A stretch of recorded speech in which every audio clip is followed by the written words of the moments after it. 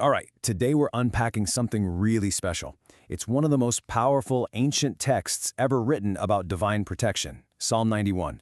We're going to look at how it's built, its incredibly potent message, and the amazing imagery it uses to build what's really a fortress made of words. So let's dive right in. So right out of the gate, it hits you with this line. And this single sentence is the foundation for everything that follows. It's basically a deal.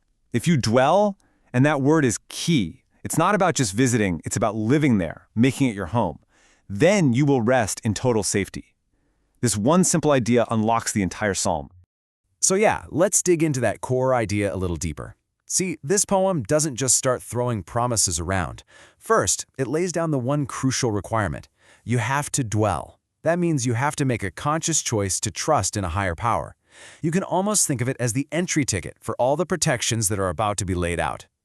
And right away, we get this amazing central metaphor. This isn't just some vague idea of a protector. No, it's a physical place, a refuge, a fortress. We're meant to picture this giant, stone stronghold that nobody can get into. That's the level of security that's being offered here. Something truly impenetrable. Okay, so here's how it all breaks down.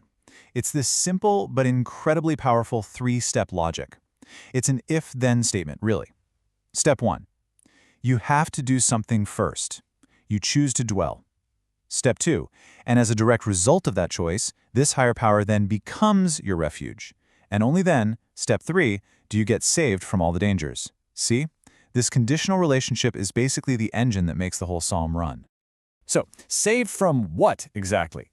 Well, what's so powerful here is that the text doesn't just talk about bad stuff. No, it gets super specific. It names these universal fears, things that people thousands of years ago were terrified of. And you know what? They still hit home in a big way today.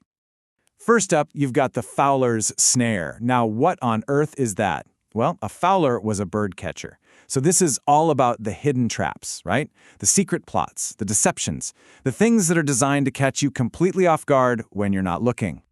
And then it gets even more intense. The deadly pestilence. I mean, this one needs no real explanation, does it? We're talking about plagues, epidemics, diseases, that invisible enemy that can just sweep through and devastate everything.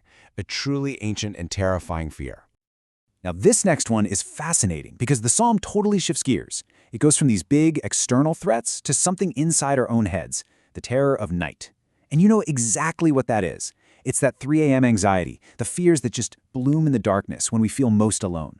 It's this powerful acknowledgement that sometimes the scariest place to be is inside our own minds. And then, just to cover all the bases, it flips it again. You have the terror of night, and then you have the arrow that flies by day. These are the dangers you can see coming.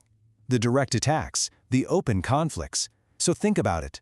Secret traps, widespread disease, internal anxiety, and open warfare.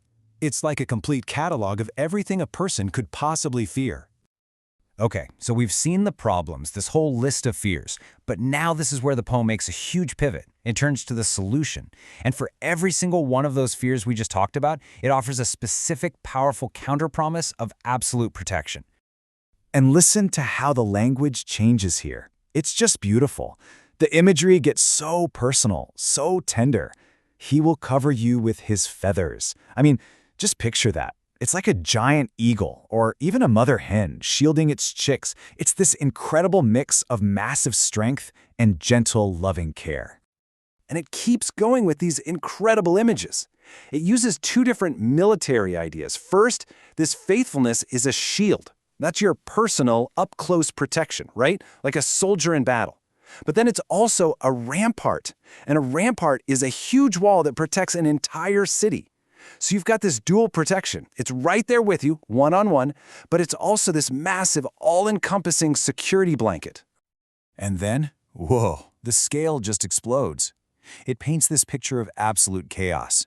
Imagine 1,000 people falling right next to you, and then 10,000 on your other side. We're talking catastrophic levels of disaster here. The danger is just everywhere. But right after painting that terrifying picture, it delivers the knockout punch. In the middle of all that chaos, all that destruction, it will not come near you. Wow, just think about that image for a second. It's a person walking through the middle of a disaster zone completely untouched. The contrast is just absolutely stunning.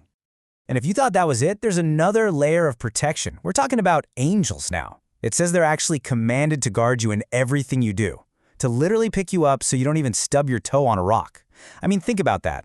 The level of protection is so detailed, it covers everything from a massive plague down to a tiny little stumble. Okay, and check this out, because there's a huge shift in attitude right here. The person being protected isn't just hiding anymore. They're not passive. Suddenly, they're on the offensive. They're going to tread on the lion and the cobra. They're going to trample them. This isn't just about being safe anymore.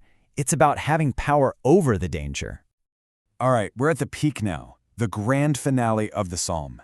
And what happens is, the speaker changes. It's no longer someone talking about God. All of a sudden, God is speaking for himself in the first person to basically say, yep, everything you just heard, it's all true. And I'm going to tell you why. And this is where we finally get the reason behind all of it. The protection isn't random. It's all based on a relationship. The text says, because he loves me, I will rescue him. It's a direct response. Because you love and acknowledge this higher power acts on your behalf. It's personal. And this chart here, it really lays it all out perfectly, doesn't it? It's a simple back and forth. You can see it clearly. Because he does this, I will do that. Because he loves me, I rescue him. Because he calls on me, I answer him. It's this beautiful, clear summary of the entire commitment. And just when you think it's over, there are two final guarantees. This is the ultimate payoff: long life and salvation. So it's not just about surviving danger. The promise is for a full, satisfied life and then ultimate deliverance. It's the whole package. So, when you take a step back, what do we really have here?